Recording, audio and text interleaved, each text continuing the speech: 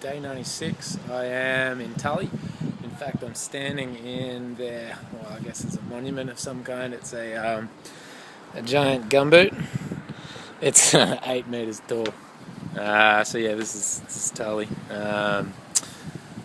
It's 8 meters tall because that was their record rainfall. In fact, that's the Australian record. It was 7.9 meters in 1950, which, when you consider they have a dry and a wet season, it's a stupid amount of rain to have, and yeah, that's a lot of flooding and whatnot. So it looks like I've got it on a pretty good day.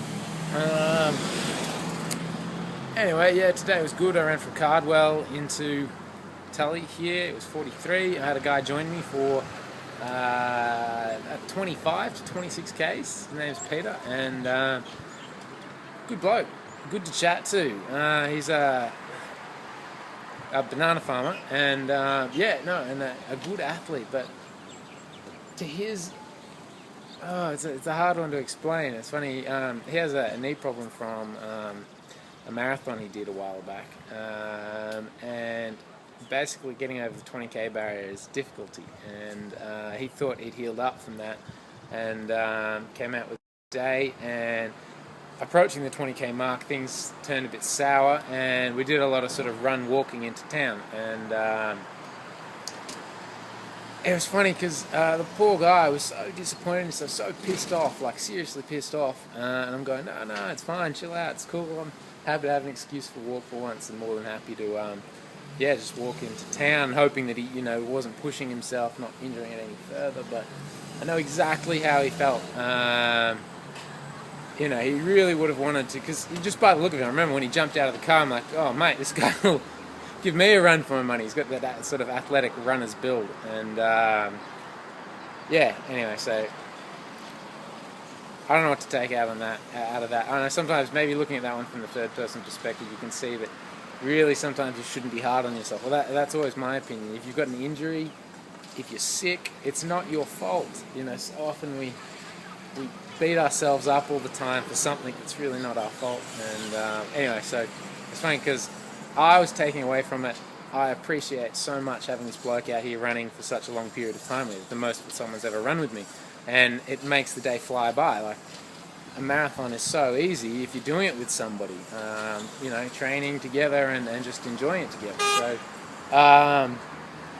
someone's just waving to me from down the street. I suppose they recognise me.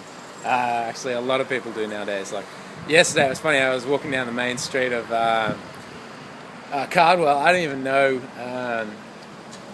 where I was going to be staying yet. I was just kind of in a daze, as I often am, and I'm thinking, I'm hungry, I'm thirsty. Someone's just waved me over and having a chat, and then they give me some water, and then I'm walking past the butcher's, and this lady comes out, says, come on in, has a chat. Next thing I know, the guy's saying, any cut of meat, anything you want, what do you want for dinner? And I'm going, I don't know, I don't even know my meat. Give us a T-bone, I suppose. And he goes out and cuts a fresh, juicy big T-bone for me, which is just awesome. Yeah, but oh man, I was such in a daze that evening when I went. I was staying in this sort of dorm-style accommodation in this caravan park in the end, because I kind of figured that I needed somewhere I could cook the steak. But I was looking for the toilets, and finally, I don't get the numbering or the letters for this dorm system. What is this M and F? What are these, like, are these rooms? I don't know, the toilet's meant to be here somewhere, I can't find them. And this bloke walks out of one of them with a towel around him. I'm like, oh, there's the toilet, oh sweet. And but I think to myself, oh, I won't go that one, I'll go the other one, because if he's just been that one, oh, I'll just use the fresh one, like, sometimes you don't like the feeling of sitting on a warm toilet seat or something along those lines. Yeah, anyway. So yeah, and then I proceeded to keep using that one for the rest of the night, and then in the morning, when I'd had a bit of a rest, I twigged to what M and F meant. So yeah, I kind of walk around in a daze half the time. It's a wonder how I managed to get through the day. Yeah. Anyway, I'm actually going rafting tomorrow. I'm going down the Tully Gorge because yeah, I've got a rest day, so that's going to be awesome. Alright, so yeah, one last look at the giant gumboot I'm standing in, 8 meters, and Tully. Pretty much, yeah, essential. Oh, by the way, last thing, I don't know, Cyclone Yazi hit here a year ago, and Yeah, all the trees are looking a whole lot better now. Apparently, they still look pretty mangy, but yeah, because they got all the foliage coming back, and I've seen so many trees that are just at 45, empty blocks.